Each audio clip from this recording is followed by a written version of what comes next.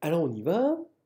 Le rayon de convergence de la série somme de ANZN et sup de R positif de ANRN tend vers 0. Bon, alors j'ai remarqué les vrais faux de Roger Mansuy, souvent ils commencent dur, même si après c'est moins dur. C'est un peu comme les Via Ferrata, où ils préfèrent donner toutes les difficultés au départ. On va appeler, je sais pas moi, ρ ce sup, d'accord? Et si petit r est strictement supérieur à ρ, bah, c'est que AN, Rn ne tend pas vers 0, donc la série elle n'a aucune raison de converger. Maintenant, ce qu'il faut montrer, c'est que si petit r est strictement inférieur à ρ, alors la série converge. Mais on va mettre un grand R entre petit r et ρ, strictement, hein, et on va comparer avec une série géométrique. C'est-à-dire que ANZN, en module hein, par exemple, ça va être inférieur à AN petit r puissance n, quand on est dans le disque de rayon petit r, et donc ça va être strictement inférieur, ou bon, même inférieur ou égal, à AN, alors tout ça en module, hein, AN grand R puissance n fois petit r sur grand R, le tout puissance n. Voilà. Donc, comme grand R est strictement plus petit que ρ, eh bien, on va avoir AN grand R puissance n tend vers 0, et petit r sur grand R, le tout puissance n, c'est une série géométrique de raisons strictement inférieure à 1, parce que petit r est strictement plus petit que grand R. Voilà, donc ça veut dire, donc si vous voulez, quand on est au-dessus de ρ, strictement au-dessus de ρ, bah, ça diverge grossièrement, hein, la série. Et si on est strictement en dessous de ρ, eh bien ça converge par comparaison avec une série géométrique. Donc là c'est vrai. Et là, AN, RN borné, en fait, il suffisait, le raisonnement marche encore hein, pour borner, donc c'est vrai aussi. Si petit an est borné, alors le rayon de convergence de cette série-là est inférieur ou égal à 1. Vous prenez an égale 0, c'est borné, et le rayon, bah, c'est l'infini. Hein, donc non. Si le rayon de convergence de la série somme de AN, ZN est 1, alors AN tend vers 0, bah non, vous prenez AN égale N par bon, bah, la formule. Alors pour moi, je ne m'embête pas avec les formules, hein. J'en ai une, c'est le rayon, c'est 1 sur la limite sup de racine nième de module de AN.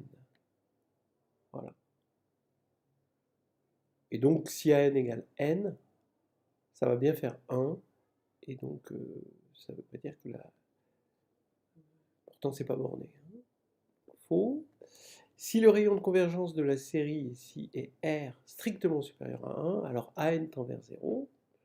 Bah oui, parce que la, la série pour Z égale 1, la série converge pour Z égale 1, puisque 1 est strictement plus petit que grand R.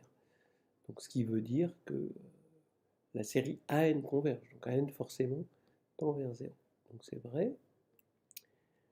Si le rayon de convergence de la série somme de AN, ZN et R, et Z vérifie module de Z est strictement supérieur à R, alors module de AN, ZN tend vers l'infini.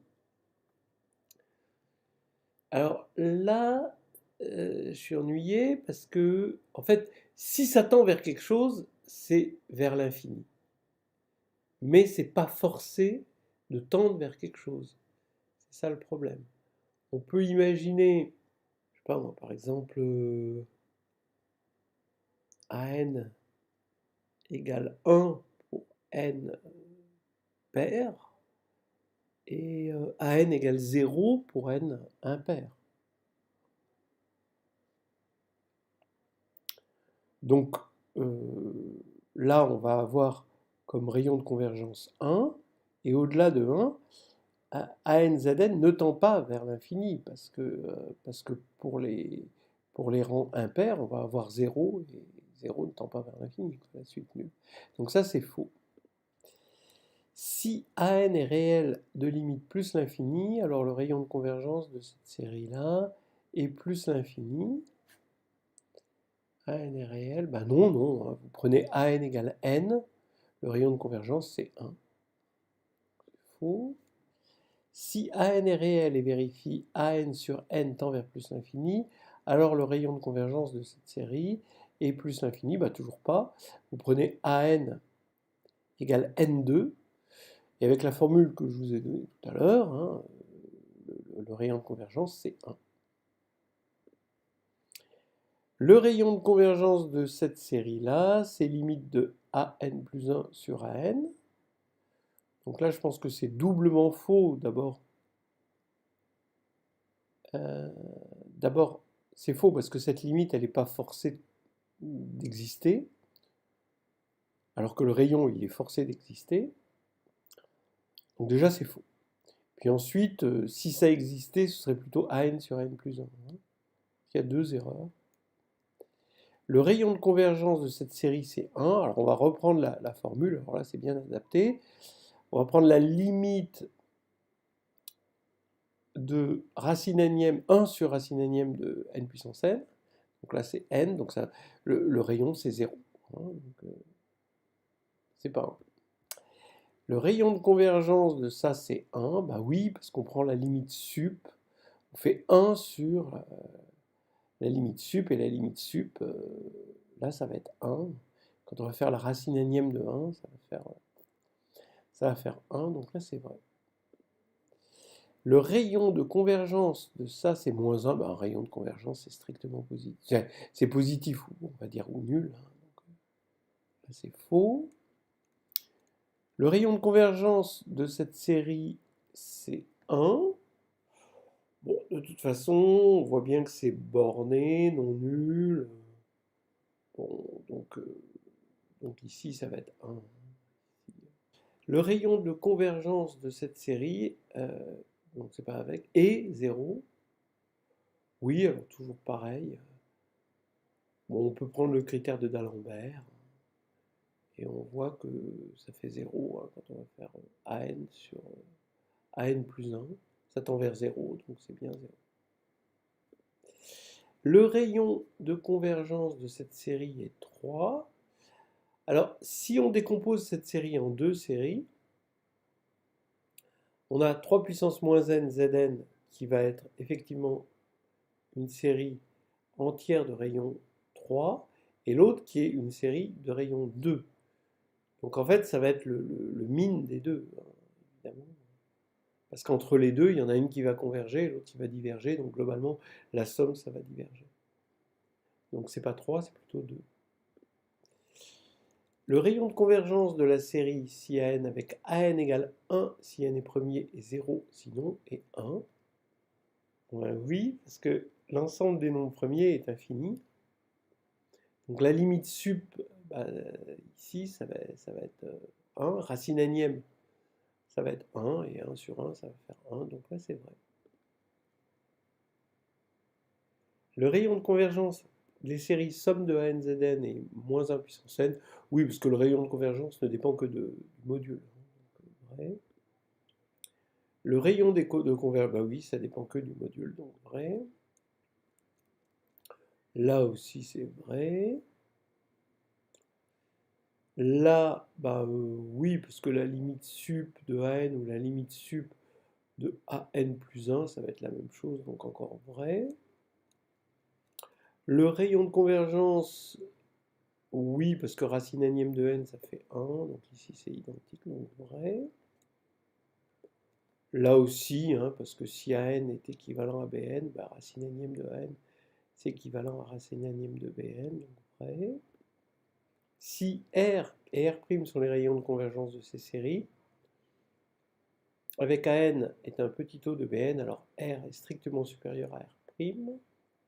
Bon ben non, parce que on va prendre 1 sur N pour AN et 1 pour Bn. Donc AN c'est un petit taux de Bn et pourtant R égale R' égale 1. Sinon, bon, en fait, il faudrait remplacer par supérieur ou égal, hein, mais pas strictement. Le rayon de convergence des séries ANZN et A2NZN sont identiques. Ben là, non, c'est faux parce que A2N, imaginons qu'on ait AN égale 1 si n est impair et 0 si n est pair. Donc ici, on aura 0 et le rayon de convergence, ce sera l'infini. Alors que là, c'est 1. Faux. Si grand R est le rayon de convergence de cette série, alors le rayon de convergence de celle-ci, avec cette 2n au lieu de z puissance n, est racine de R. Donc là, oui. Parce que si on pose grand Z, on pose le changement de variable, hein, grand Z égale petit z2, si grand Z est inférieur à racine de R, c'est équivalent à petit z inférieur à grand R. Donc ça, c'est vrai. Alors, si grand R est le rayon de convergence de cette série, alors le rayon de convergence de celle-ci, à n2 puissance n zn, est 2R. Ben non. Parce que si z est inférieur à 2R, alors 2z est inférieur à 4R et non pas R. Voilà. Donc là, c'est faux. Si R et R' sont les rayons de convergence des séries ici, là, AN et BN, là, alors le rayon de convergence de la somme, c'est le max. Ben non, c'est plutôt le min des deux. On l'a vu tout à l'heure un petit peu. Parce qu'entre les deux, eh bien, il y en a une qui diverge et l'autre qui converge. Donc la somme, elle va diverger entre les deux. Donc c'est le min.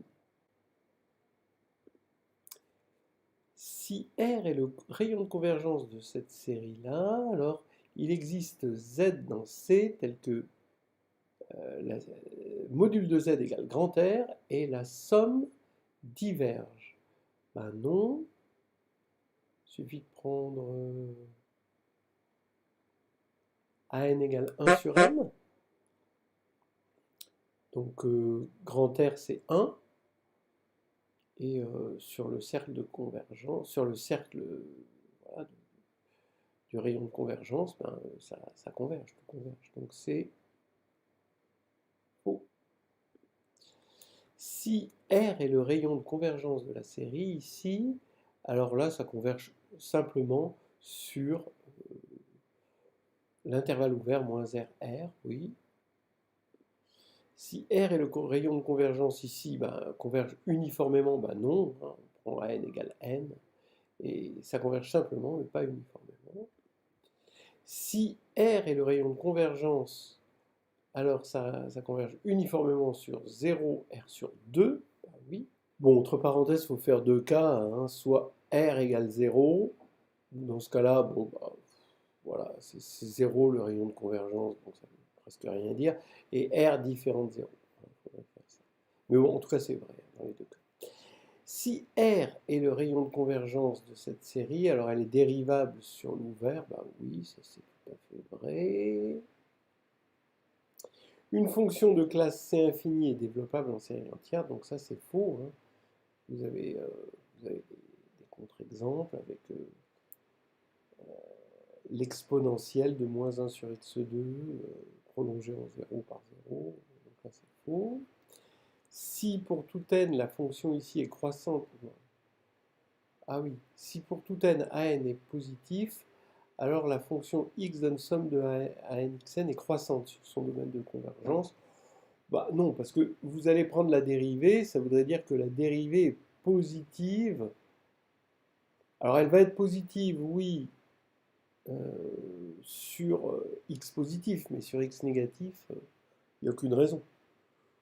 Il n'y a aucune raison que si... Ça reviendrait à dire que si AN positif, quitte à remplacer AN par NAN, quoi, que si AN positif, alors cette fonction-là est positive sur son domaine de convergence. Ça, c'est absolument faux.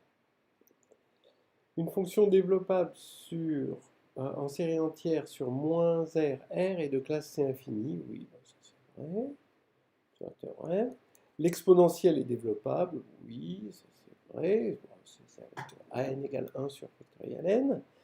Cette fonction est développable, log de 1 plus x est développable en série entière, donc tout à fait. Donc là, ça va être le moins 1 puissance n plus 1 sur n. Hein. Donc là, c'est vrai. Et cette fonction, bah, c'était le contre-exemple, elle n'est pas développable. Hein. Donc là, c'est vraiment le contre-exemple bien connu. Alors cette fonction est développable même ni sur R, ni. C'est vraiment ça, c'est juste sur 0. Donc là, c'est faux. Là, bah, ça a failli marcher. Là, ici, c'était factoriel n, mais c'est factoriel 2n, donc c'est faux. Ça, bah non, c'est développable en série entière, mais plutôt sur moins 1, 1 ouvert. Bah pareil, moins 1 ouvert plutôt, hein, si n est dans z. Si n est strictement positif ou positif ou nul, oui, mais c'est faux. Ça, c'est développable en série entière sur moins de 2, ça c'est vrai. Bon, c'est des séries géométriques, ça. Moins de 2, bah non, bah, voilà, parce que bah, il va y avoir ce problème en moins 1, c'est plutôt sur moins 1, 1 ici, à cause de ça. Bon, bah, là, développable en série entière sur R. Bon, bah non, hein, toujours pas la même raison. On va avoir une espèce de série géométrique, et son rayon, ça va être 1. La somme de deux fonctions développables est développable en série entière, oui. Ouais. Le produit de deux fonctions développables est développable, bah oui aussi. Ouais. Une fonction périodique n'est développable en série entière sur aucun intervalle de la forme moins R, R avec R positif. Oui, vous prenez sinus, c'est développable en série entière partout, hein, donc il n'y a pas de problème. Une fonction de classe C infinie dont toutes les dérivées sont bornées par une même constante est développable en série entière. Voilà, c'était ça qui manquait. Bah oui, oui, oui, là, toutes les dérivées sont bornées. Donc là, on va pouvoir avoir la convergence sur un ouvert hein, de la série entière, et donc on va avoir égalité par unicité de Taylor avec la fonction. Donc là, c'est bon. Ouais. Voilà, c'est terminé.